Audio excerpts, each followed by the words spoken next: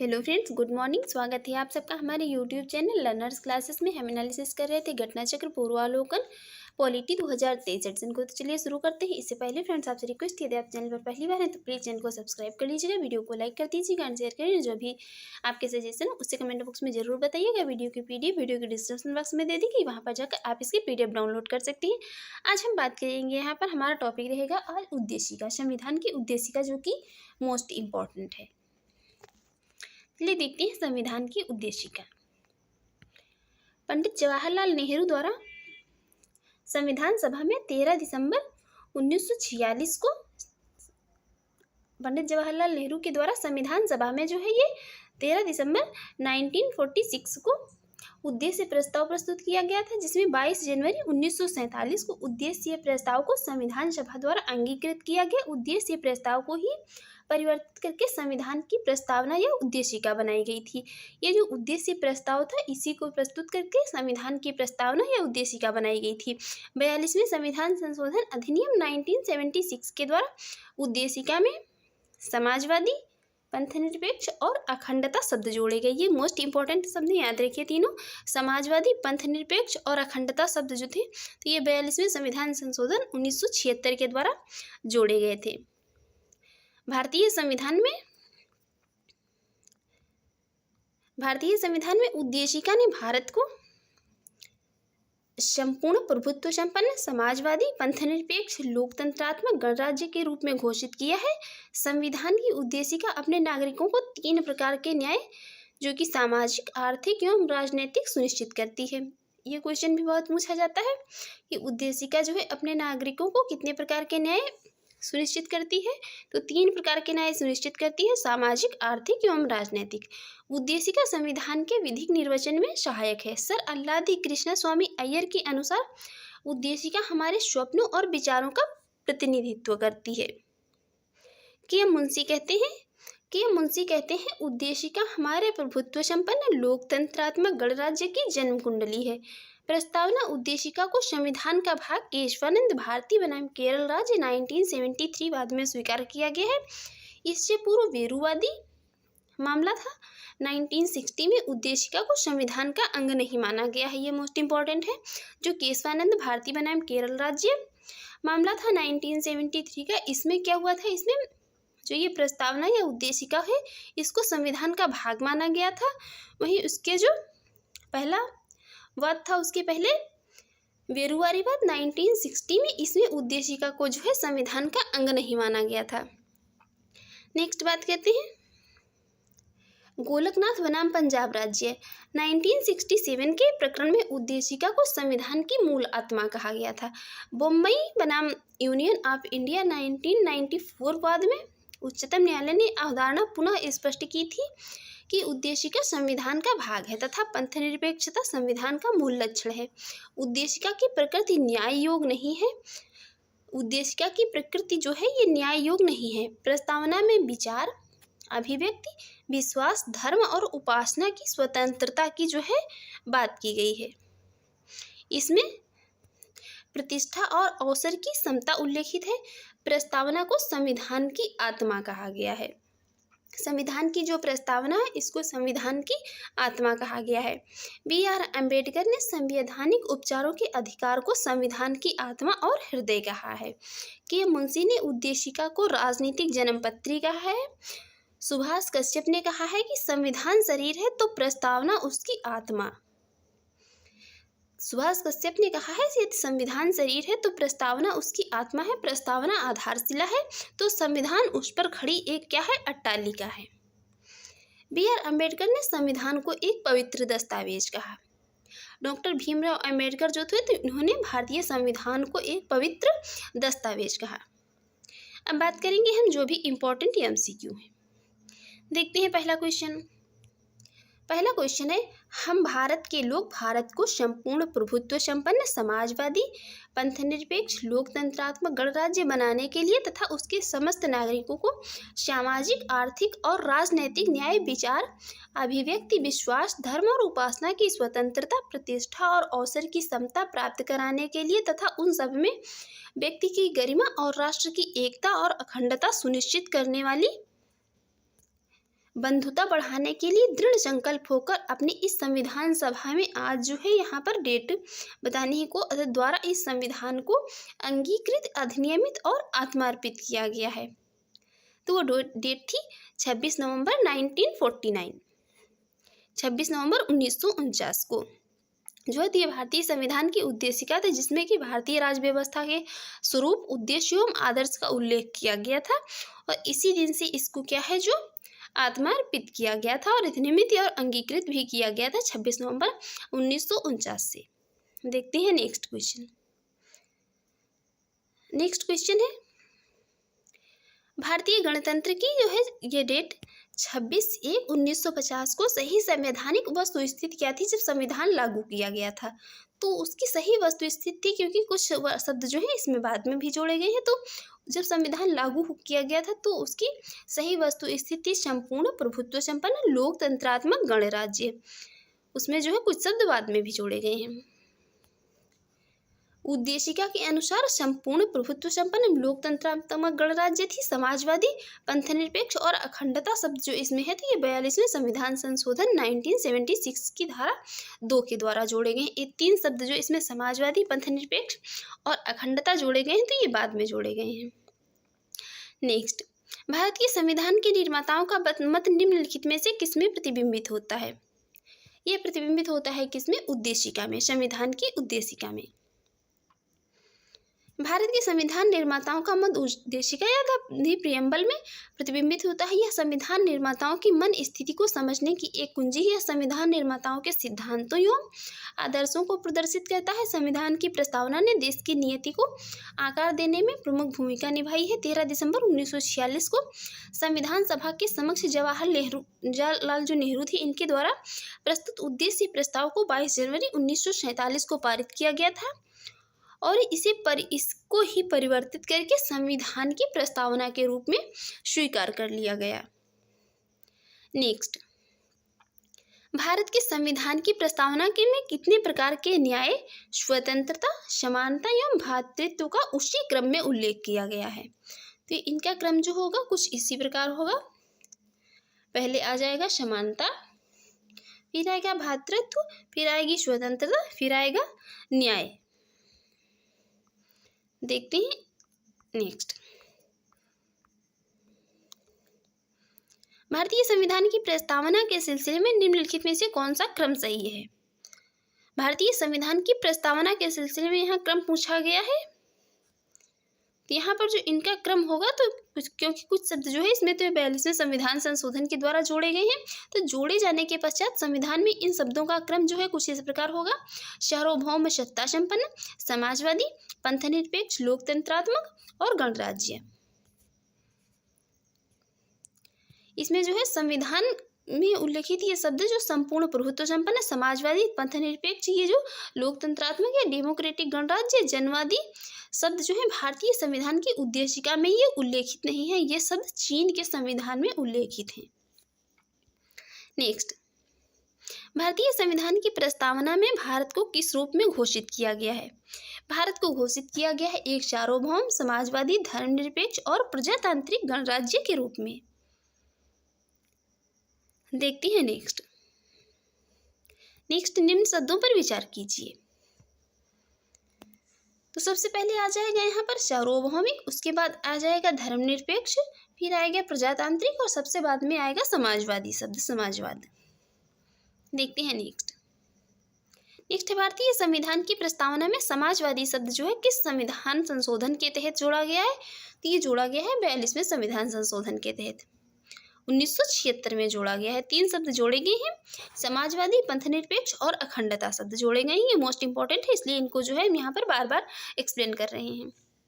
Next है, निम्नलिखित में से कौन सा 42वें संविधान संशोधन के माध्यम से भारत के संविधान की प्रस्तावना में जोड़ा गया है। ये प्रस्तावना में जोड़े गए हैं समाजवाद और पंथनिरपेक्ष।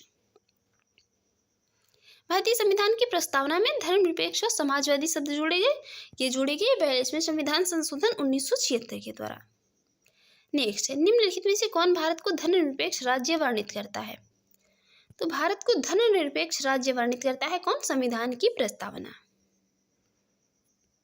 जिसको की है इसमें ये पंथनिरपेक्ष है यह शब्द संविधान में 42वें संविधान संशोधन अधिनियम 1976 के द्वारा जोड़ा गया है। नेक्स्ट, निम्नलिखित शब्दों में से कौन सा शब्द सन 1975 में भारतीय संविधान की प्रस्तावना में सम्मिलित नहीं था? तो ये अखंडता जो है यही सम्मिलित नहीं था, बाकी बंधुत्व, समानता और संप्रभु ये तीनों शब्द सम्मिलित थे। देखते हैं नेक्स्ट है निम्नलिखित शब्दों में से कौन से शब्द 42वें संविधान संशोधन द्वारा प्रस्तावना में जोड़े गए हैं? तो ये जोड़ा गया था कौन? समाजवाद और पंथनिरपेक्ष। ये जो संपूर्ण प्रभुत्व संपन्न है ये शब्द जो है प्रस्तावना में पहले से दिया हुआ है। देखते हैं नेक्स्ट, संविधान की उद्देशिका के संबंध में निम्न कथनों पर विचार कीजिए और बताइए कौन सा सही आंसर होगा। यहाँ पर बात की जा रही है यहाँ पर संविधान की उद्देशिका के संबंध में। पहला स्टेटमेंट कह रहा है पंडित नेहरू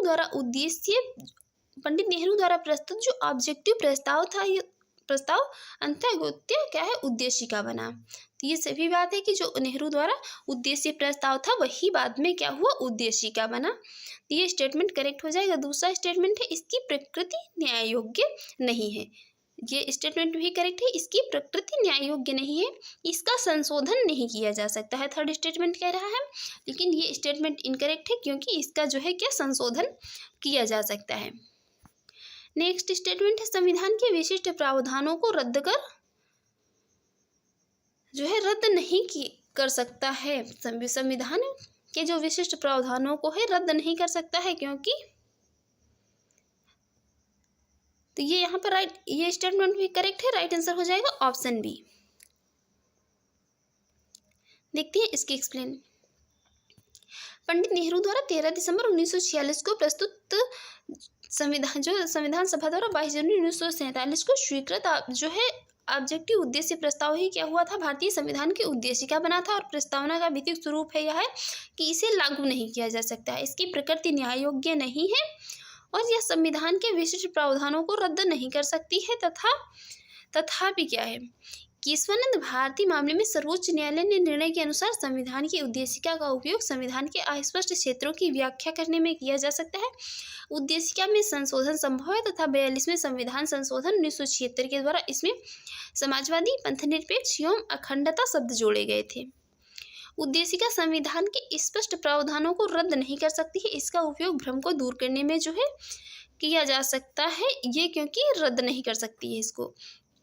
देखते हैं नेक्स्ट है संविधान की प्रस्तावना का विधिक स्वरूप क्या है? संविधान की प्रस्तावना का विधिक स्वरूप, यह लागू नहीं किया जा सकता है, इसका विधिक स्वरूप है कि इसे लागू नहीं किया जा सकता है। नेक्स्ट, भारतीय संविधान की उद्देशिका में संशोधन किया गया था, तो ये 42वें संविधान संशोधन 1976 के द्वारा। नेक्स्ट, समाजवादी शब्द उद्देशिका में जोड़ा गया, तो ये 42वें संविधान संशोधन के द्वारा जोड़ा गया। भारतीय संविधान की प्रस्तावना में समाजवादी शब्द, ये 42वें संविधान संशोधन के द्वारा। नेक्स्ट, 26 नवंबर 1949 को अंगीकृत भारतीय संविधान की प्रस्तावना में शब्द सम्मिलित नहीं थे। शब्द सम्मिलित नहीं थे, तो ये जो प्रस्तावना के संविधान के निर्माण के समय इसमें कौन से शब्द नहीं सम्मिलित थे? तो सम्मिलित नहीं था समाजवादी, पंथनिरपेक्ष और अखंडता, ये गणराज्य शब्द जो था ये सम्मिलित था। देखते हैं नेक्स्ट, भारतीय संविधान की प्रस्तावना में पंथनिरपेक्ष शब्द कब जोड़ा गया? तो इसको 42वें संविधान संशोधन के द्वारा जोड़ा गया था। नेक्स्ट, भारत के संविधान की आमुख का लक्ष्य उसके सभी नागरिकों के लिए सुनिश्चित करना है, सामाजिक तथा आर्थिक न्याय सुनिश्चित करना है, विचार तथा अभिव्यक्ति की स्वतंत्रता, अवसर की समानता और व्यक्ति की प्रतिष्ठा भी सुनिश्चित करना है। यहाँ पर चारों हो जाएंगे, राइट आंसर हो जाएगा ऑप्शन डी। देखते हैं नेक्स्ट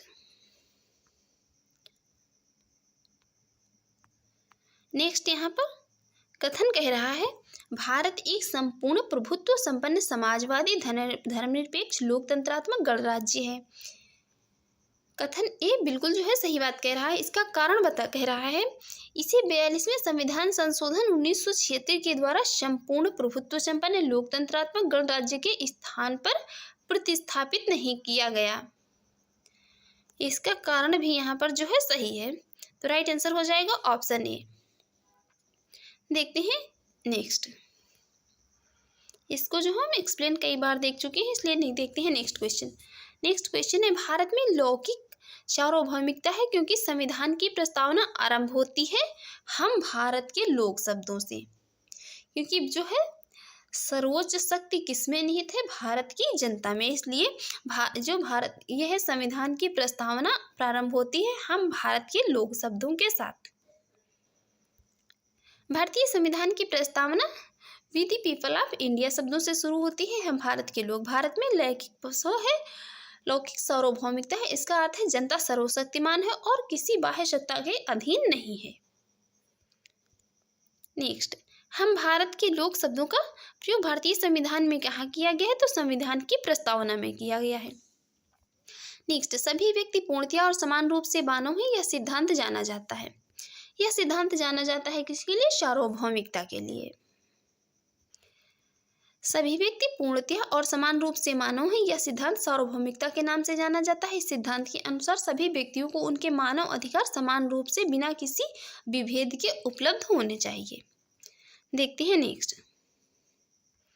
नेक्स्ट है, भारत के संदर्भ में निम्न में से कौन धर्मनिरपेक्ष शब्द का सही भाव व्यक्त करता है?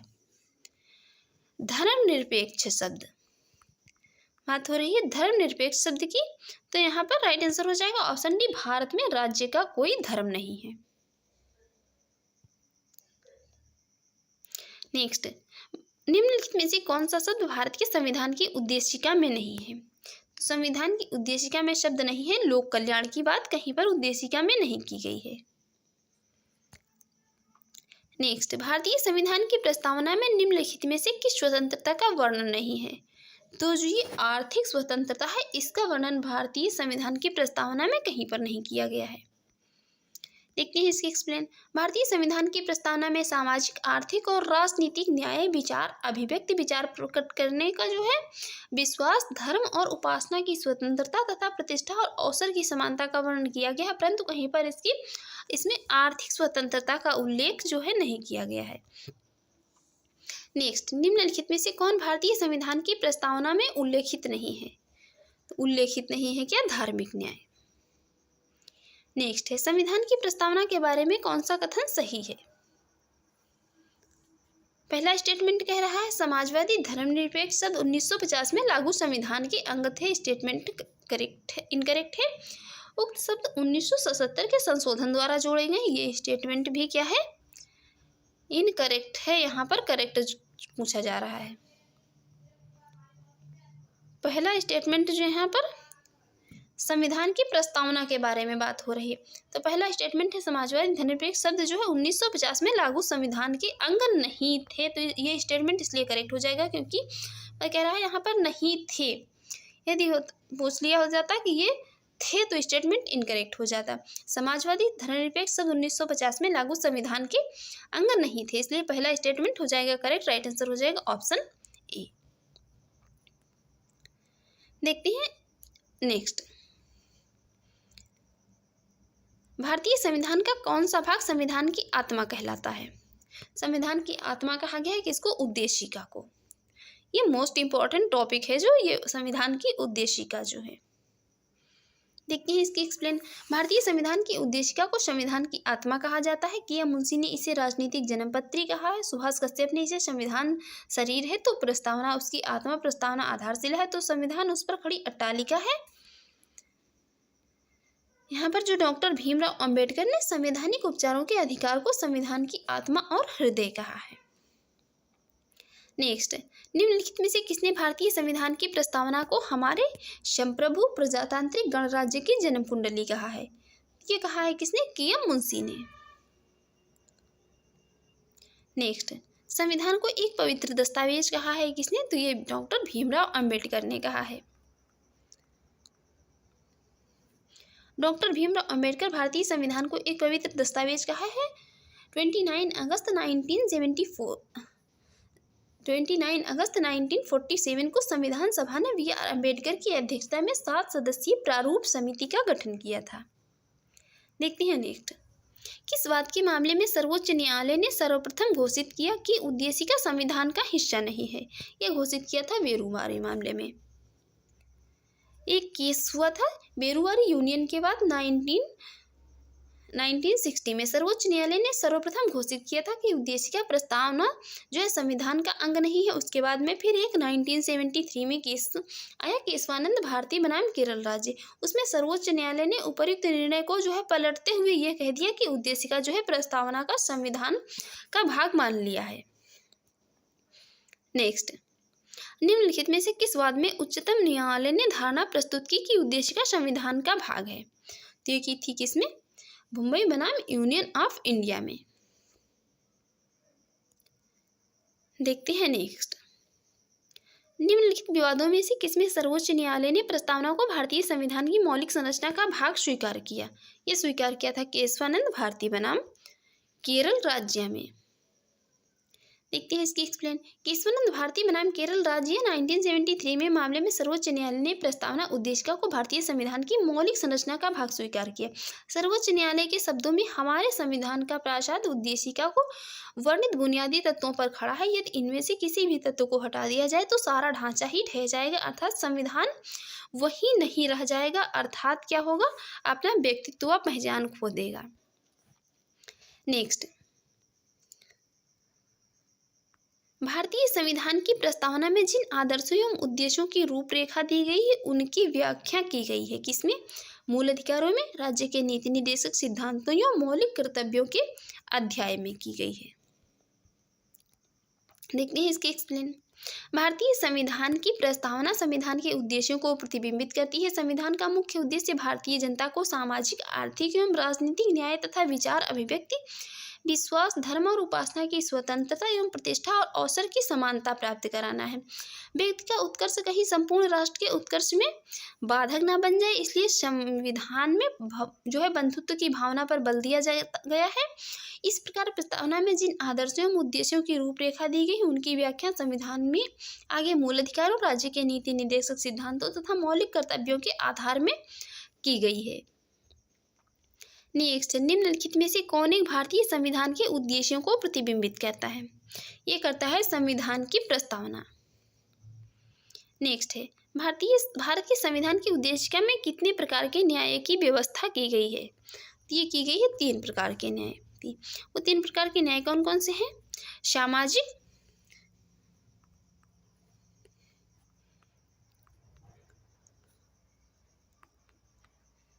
कौन कौन से हैं? सामाजिक है, सामाजिक, आर्थिक और राजनीतिक न्याय जो है, इसमें 3 प्रकार के न्याय की व्यवस्था की गई है। इसमें कहा गया है प्रत्येक नागरिक के साथ जाति, रंग, धर्म, लिंग के आधार पर कोई जो है भेदभाव नहीं किया जाएगा, समान व्यवहार किया जाएगा। और आर्थिक न्याय से तात्पर्य है कि आर्थिक आधार पर किसी के साथ भेदभाव होना, तथा राजनीतिक न्याय का अर्थ है कि प्रत्येक नागरिक को समान राजनीतिक अधिकार प्राप्त होंगे।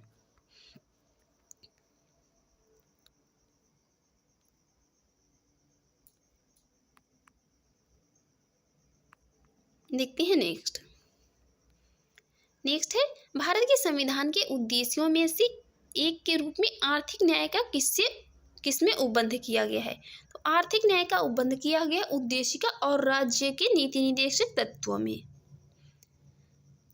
भारतीय संविधान की उद्देशिका और राज्य के नीति निर्देशक तत्व आर्थिक न्याय की परिकल्पना एवं उद्देश्य का उपबंध करते हैं। नेक्स्ट, भारत के संविधान की उद्देशिका, भारत के संविधान की उद्देशिका जो है तो संविधान का भाग है, किंतु उसके अन्य भागों से स्वतंत्र होकर उसका कोई विधिक प्रभाव नहीं है। देखते हैं इसकी एक्सप्लेन।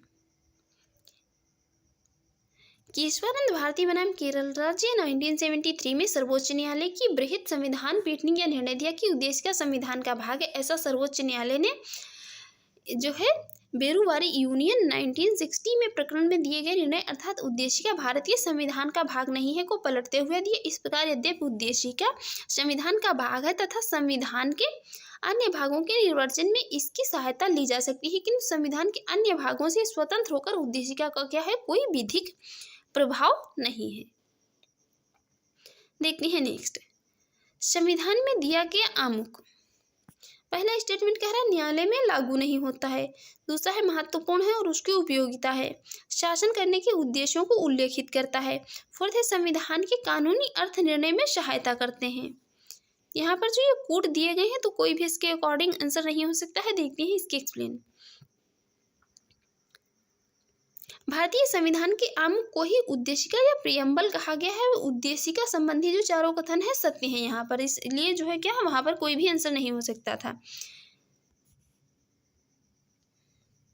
देखते हैं नेक्स्ट निम्न में से कौन सही है। पहला स्टेटमेंट कह रहा है सामाजिक समानता संविधान में प्रत्याभूत नहीं है। ये स्टेटमेंट इनकरेक्ट है। सेकंड है देश में सामाजिक समानता पहले से ही विद्यमान थी। सी स्टेटमेंट है सामाजिक समानता संविधान में प्रत्याभूत है। ये स्टेटमेंट करेक्ट हो जाएगा। राइट आंसर ऑप्शन सी।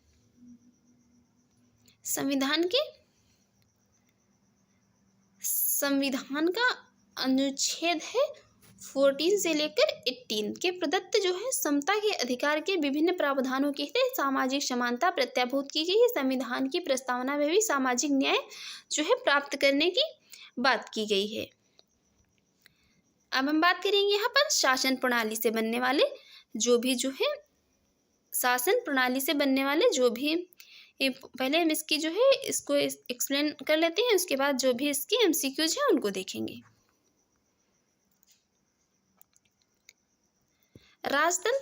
राजतंत्र जो है यह शासन का प्राचीनतम रूप है जिसमें शासन की शक्ति एक व्यक्ति में समाहित होती है जो राजमुकुट धारण करता है। वह आनुवंशिक उत्तराधिकार के पद पर उत्तराधिकार के आधार पर पद ग्रहण करता है। और कुलीन तंत्र इसे अरिस्टोक्रेसी भी जो है कहा जाता है। यह शासन का वह रूप है जिसमें राजनीतिक सत्ता थोड़े से लोगों में निहित होती है तथा क्या होता है वहीं इसका प्रयोग करते हैं। तानाशाही इसे अधिनायक तंत्र कहते हैं। और क्या होता है यह एक ऐसे शासन का रूप है जिसमें एक ही व्यक्ति का निरंकुश शासन होता है जो बल प्रयोग के माध्यम से अपने पद पर आसीन होता है तथा किसी के भी प्रति क्या होता है उत्तरदायित्व नहीं रखता है। प्रजातंत्र वर्तमान समय में क्या है सबसे बड़ा अधिक लोकप्रिय रूप है। डेमोक्रेसी जो है तो वर्तमान में शासन का सबसे अधिक लोकप्रिय रूप है। प्रजातंत्र वहाँ विद्यमान होता है जहाँ जनता में सत्ता निहित होती है अर्थात जनता को जो है संप्रभुता प्राप्त होती है। प्रजातांत्रिक या लोकतांत्रिक शासन प्रणाली के कई रूप होती हैं जिनमें प्रमुख है संघात्मक शासन और एकात्मक शासन। इन शासन प्रणालियों को व्यवहारता जो है क्या संसदीय शासन व्यवस्था तथा अध्यक्षीय शासन व्यवस्था के रूप में जाना जाता है। राज्य के महत्वपूर्ण तत्व हैं संप्रभुता, जनसंख्या, भूभाग तथा सरकार या सत्ता। किसी भी राज्य का अनिवार्य तत्व संप्रभुता होती है तथा इसके बिना कोई भी राज्य जो है राज्य की श्रेणी में नहीं आता है। वर्ष 1947 के पहले एक राज्य के रूप में हमारे देश में भारत संप्रभु नहीं था क्योंकि उस समय क्या था उस समय भारत पर भारत की जनता का शासन नहीं था बल्कि क्या था ब्रिटिश क्राउन का शासन था। भारतीय संविधान के अनुसार देश में संसदीय शासन प्रणाली को अपनाया गया जिसमें जनता द्वारा चुने हुए प्रतिनिधि शासन व्यवस्था का संचालन करते हैं। यहीं पर संसदीय शासन प्रणाली को मंत्रिमंडलीय शासन प्रणाली भी कहा गया। इस प्रणाली में संसद विधि निर्माण की सर्वोच्च संस्था होती है। संसद जो होती है तो कानून बनाने की सर्वोच्च संस्था होती है। कार्यपालिका अपने समस्त कार्यों के प्रति समस्त कार्यों के लिए संसद के प्रति जवाबदेह भी होती है। और जो ये संसदीय शासन प्रणाली में कार्यपालिका का अस्तित्व विधायिका में उसके विश्वास प्राप्ति तक जो है बना रहता है। और भारत की राजनीतिक व्यवस्था में संपूर्ण सत्ता को केंद्र एवं राज्यों में संवैधानिक रूप में बांटा गया है। यहाँ सर्वोच्च सत्ता क्या होती है जनता में निहित रहती है। सर्वोच्च शक्ति जो है जनता में ही निहित रहती है। और भारतीय प्रशासनिक राजनीतिक व्यवस्था विशुद्ध रूप में एक लोकतांत्रिक गणराज्य है। ये नेक्स्ट बात करेंगे अध्यक्षात्मक शासन प्रणाली जिसमें हम राष्ट्रपतीय शासन प्रणाली के नाम से भी जानते हैं। जो ये अध्यक्षात्मक शासन प्रणाली होती है इसे हम राष्ट्रपति शासन प्रणाली के नाम से भी जानते हैं। इसमें समस्त कार्यपालिका शक्ति वास्तविक रूप से राष्ट्रपति में निहित होती है। और जो अध्यक्षात्मक शासन प्रणाली का सर्वोत्तम उदाहरण जो है तो अमेरिका की राजनीतिक प्रशासनिक व्यवस्था है। राष्ट्रपति शासन प्रणाली जो है तो अमेरिका इसका अच्छा उदाहरण है। अध्यक्षात्मक शासन प्रणाली में राष्ट्रपति विधायिका को भंग नहीं कर सकता है और अध्यक्षात्मक शासन प्रणाली में सत्ता केंद्रीकृत होती है। राष्ट्रपति ही कार्यपालिका का प्रमुख होता है और अध्यक्षात्मक शासन प्रणाली में राष्ट्रपति अपने मंत्रियों के चुनाव में स्वतंत्र होता है और मंत्रियों के चयन में व्यवस्थापिका की भूमिका नाम मात्र की होती है। वहीं पर भारतीय संविधान की प्रस्तावना में जो प्रयुक्त वाक्य हैं, हम भारत के लोग यह स्पष्ट करते हैं कि भारत में सत्ता का एकमात्र स्रोत जो है क्या है, जनता ही है, जो प्रतिनिधियों का निर्वाचन सत्ता संचालन हेतु करती है। तब भारतीय लोकतंत्र में जन प्रतिनिधियों को जनता के सेवक का दर्जा प्राप्त है। भारतीय संविधान में संघ एवं राज्यों की शक्तियों को संविधान में स्पष्टतः जो है विभाजित किया गया है। इसलिए भारतीय संविधान को परिसंघीय भी कहा गया है। ब्रिटिश संसद को संसदों की जननी कहा गया है। ब्रिटेन में परंपराओं के अनुरूप आवश्यक कानून बनाते हुए प्रशासनिक व्यवस्था का संचालन किया जाता है, क्योंकि ब्रिटेन में लिखित संविधान का अस्तित्व नहीं है। जिस तरह भारत में क्या है, भारत का संविधान जो है विश्व का सबसे बड़ा लिखित संविधान है, वहीं पर ब्रिटेन में क्या है, ब्रिटेन में लिखित संविधान का कोई अस्तित्व नहीं है। भारतीय संविधान में एकात्मक शासन के प्रमुख लक्षणों में राज्यपाल का पद, अखिल भारतीय सीमाएं, एकल नागरिकता, आपातकालीन प्रावधान तथा राज्यसभा में असमान प्रतिनिधित्व शामिल है। भारत एक गणतंत्र है। इसका आशय है कि भारतीय राजनीतिक प्रशासनिक व्यवस्था के सर्वोच्च पद पर राष्ट्रपति निर्वाचित व्यक्ति आसीन होता है। फिर भारतीय संविधान में संघात्मक एवं एकात्मक दोनों व्यवस्थाओं के तत्व पाए जाते हैं, परंतु भारतीय संविधान मूलतः क्या है, संघात्मक है। केसी वियर ने भारत को एक अर्ध संघात्मक राज्य भी कहा है। जी ऑस्टिन ने भारतीय संघवाद को सहकारी संघवाद कहा है। भारतीय संविधान अधिक कठोर तथा अधिक लचीले के मध्य एक संतुलन स्थापित करता है। यह कथन केसी वियर का है। वी आर अम्बेडकर के अनुसार यदि बात करें तो संविधान को संघात्मकता के तंग ढांचे में नहीं डाला गया है। ये स्टेटमेंट दिया बी आर अम्बेडकर ने। अब हम बात करेंगे इंपॉर्टेंट एमसीक्यूज की। पहला क्वेश्चन है, निम्नलिखित में से कौन सा राज्य का सबसे महत्वपूर्ण तत्व है? तो राज्य का सबसे महत्वपूर्ण तत्व है कौन सा? संप्रभुता। देखते हैं इसकी एक्सप्लेन। राज्य के 4 आवश्यक तत्व हैं: जनसंख्या, भूभाग, सरकार, शासन या सत्ता और संप्रभुता। राज्य के इन चारों तत्वों में संप्रभुता सबसे महत्वपूर्ण है। संप्रभुता के बिना कोई राज्य अन्य 3 तत्वों के होते हुए भी अंतरराष्ट्रीय दृष्टि से जो है राज्य नहीं कहा जा सकेगा। देखते हैं नेक्स्ट है, भारत की संप्रभुता के संबंध में निम्नलिखित में से कौन सा कथन सही है? पहला स्टेटमेंट कह रहा है भारत राष्ट्रमंडल का सदस्य है, बिल्कुल है। सेकेंड स्टेटमेंट कह रहा है राष्ट्रमंडल की सदस्यता के कारण भारत की संप्रभुता कम हो जाती है। ऐसा क्यों होगा? भारत की संप्रभुता क्यों हो जाएगी राष्ट्रमंडल की सदस्यता के कारण? तो राइट आंसर हो जाएगा ऑप्शन ए। भारत राष्ट्रमंडल का सदस्य है, लेकिन इसके कारण भारत की संप्रभुता कम नहीं होती। राष्ट्रमंडल वास्तव में कोई वैधानिक संगठन नहीं है, बल्कि इसके जो है सदस्यों के पारस्परिक सहयोग और सद्भावना पर आधारित संगठन है। राष्ट्रमंडल के सभी सदस्य राष्ट्र स्वतंत्र और समान है तथा ब्रिटिश सम्राट के प्रति निष्ठा जैसी कोई शर्त या आवश्यकता नहीं है इसमें। नेक्स्ट, भारतीय संविधान में किस प्रकार की शासन प्रणाली की व्यवस्था की गई है? यहाँ पर शासन प्रणाली कैसी है? संसदात्मक शासन प्रणाली है। देखते हैं इसकी एक्सप्लेन। शासन प्रणाली की सामान्यतः 2 पद्धतियां होती हैं, संसदात्मक और अध्यक्षात्मक। अभी हम देख चुके हैं पहले ही जो एक्सप्लेन में इसकी संसदात्मक और अध्यक्षात्मक दोनों प्रकार की शासन प्रणाली। तो भारत में ग्रेट ब्रिटेन का अनुसरण करते हुए संसदात्मक शासन व्यवस्था को अपनाया गया है। संसदात्मक शासन व्यवस्था में व्यवस्थापिका के सदस्य ही कार्यपालिका का गठन करते हैं तथा कार्यपालिका व्यवस्थापिका के प्रति उत्तरदायी होती है। ये वाली जो है लाइन को बहुत अच्छी तरीके से समझना है। ये जो है हमें एग्जाम में बहुत कंफ्यूज करती है कि जो है कार्यपालिका व्यवस्थापिका के प्रति उत्तरदायी होती है। कहीं कहीं पर जो है इसका अपोजिट भी लिखा मिलेगा। संसदात्मक शासन व्यवस्था में कार्यपालिका विधायिका द्वारा नियंत्रित होती है। इन लाइनों को जो है यहाँ से, संसदात्मक शासन व्यवस्था में व्यवस्थापिका के सदस्य ही कार्यपालिका का गठन करते हैं तथा कार्यपालिका व्यवस्थापिका के प्रति उत्तरदायी होती है, और संसदात्मक शासन व्यवस्था में कार्यपालिका विधायिका द्वारा नियंत्रित होती है। देखते हैं नेक्स्ट है संस्थात्मक शासन व्यवस्था में। संस्थात्मक शासन व्यवस्था में व्यवस्थापिका जो विधायिका का कार्यपालिका पर नियंत्रण होता है। देखते हैं नेक्स्ट है संसदीय व्यवस्था वाली सरकार वह होती है जिसमें, पहला स्टेटमेंट कह रहा है संसद के सभी राजनीतिक दलों का सरकार में प्रतिनिधित्व होता है।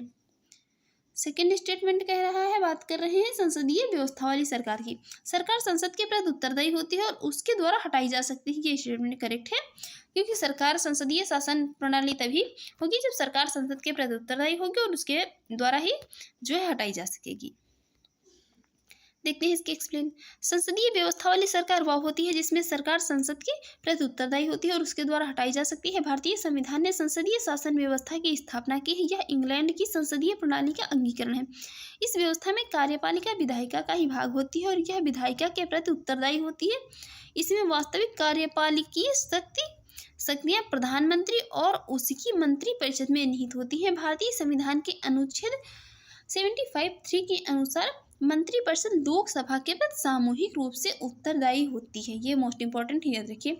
ये जो है यूपीपीसीएस और यूपीएससी या जो भी वनडे एग्जाम होते हैं, ये स्टेटमेंट कई बार पूछा गया है। मोस्ट रिपीटेड क्वेश्चन है, मंत्रिपरिषद लोकसभा के प्रति सामूहिक रूप से उत्तरदायी होती है। ये क्वेश्चन जो है किसी प्रकार से भी पूछा जा सकता है, या तो डायरेक्ट ऐसे दे दिया जाएगा चूंकि मंत्रिपरिषद जो है किसके प्रति सामूहिक रूप से उत्तरदायी होती है, या स्टेटमेंट में भी दे देता है। तो याद रखिए, मंत्रिपरिषद जो होती है तो लोकसभा के प्रति सामूहिक रूप से उत्तरदायी होती है। नेक्स्ट, सर्वप्रथम संसदात्मक सरकार किस देश में आरंभ की गई है? यह आरंभ की गई कहाँ पर? ग्रेट ब्रिटेन, यूके में। देखते हैं इसके एक्सप्लेन। वर्तमान में संस्थात्मक शासन का वह स्वरूप है जो अधिकांश देशों में प्रचलित है। सर्वप्रथम ग्रेट ब्रिटेन, यूके के परिलक्षित हुआ। पुष्पीस पंत ने भी अपनी पुस्तक विश्व का इतिहास में स्पष्ट लिखा कि ब्रिटेन में संसदीय प्रणाली का आविर्भाव संसार में किसी भी देश से पहले हो गया था। देखते हैं नेक्स्ट है, भारतीय संसदीय प्रणाली ब्रिटिश संसदीय प्रणाली से इस बात में भिन्न है कि भारत में वास्तविक और नाममात्र जो है नॉमिनल दोनों प्रकार की कार्यपालिका है। दोनों प्रकार की कार्यपालिका नहीं, यहाँ पर सामूहिक उत्तरदायित्व की प्रणाली है। सामूहिक उत्तरदायित्व की प्रणाली भी नहीं है। द्विसदनीय विधायिका भी नहीं है। न्यायिक पुनर्विलोकन की प्रणाली है। ये स्टेटमेंट करेक्ट हो जाएगा। न्यायिक जो है जुडिशियल रिव्यू की यहाँ पर प्रणाली है। इसीलिए भारतीय संसदीय प्रणाली क्या है? ब्रिटिश संसदीय प्रणाली से भिन्न है कि भारत में न्यायिक पुनर्विलोकन की प्रणाली है। देखते हैं इसकी एक्सप्लेन। भारतीय संसदीय प्रणाली में न्यायिक पुनर्विलोकन की प्रणाली है, जबकि ब्रिटेन में यह प्रणाली नहीं लागू है। इस अर्थ में भारतीय संसदीय प्रणाली ब्रिटेन से भिन्न है। इसके अतिरिक्त वास्तविक और नाममात्र दोनों प्रकार की कार्यपालिका, सामूहिक उत्तरदायित्व तथा द्विसदनीय विधायिका भारत एवं ब्रिटेन दोनों की संसदीय प्रणालियों में लागू होती हैं। ये लागू तो दोनों की प्रणालियों में होती है, लेकिन जो ये जुडिशियल रिव्यू की प्रणाली है ये केवल जो है कहाँ? भारतीय संसदीय प्रणाली में लागू होती है। बाकी वास्तविक और नाममात्र दोनों प्रकार की कार्यपालिका, सामूहिक उत्तरदायित्व की प्रणाली, द्विसदनीय विधायिका, ये दोनों में लागू होती हैं। देखते हैं नेक्स्ट है, निम्नलिखित में से कौन सी भारतीय संविधान की विशेषता नहीं है?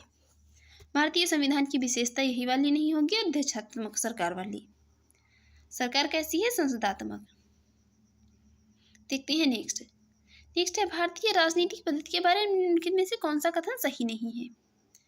तो राष्ट्रपतीय पद्धति की सरकार, यहाँ पर राष्ट्रपतीय पद्धति की सरकार नहीं, यहाँ पर शासन जो है संसदात्मक शासन प्रणाली चलती है। नेक्स्ट है, भारत में संसदीय प्रणाली की सरकार है क्योंकि क्या है? मंत्रिपरिषद लोकसभा के प्रति उत्तरदायी है, इसीलिए। देखते हैं नेक्स्ट क्वेश्चन। इसको हम अभी एक्सप्लेन कर चुके हैं, इसलिए नेक्स्ट क्वेश्चन देखते हैं।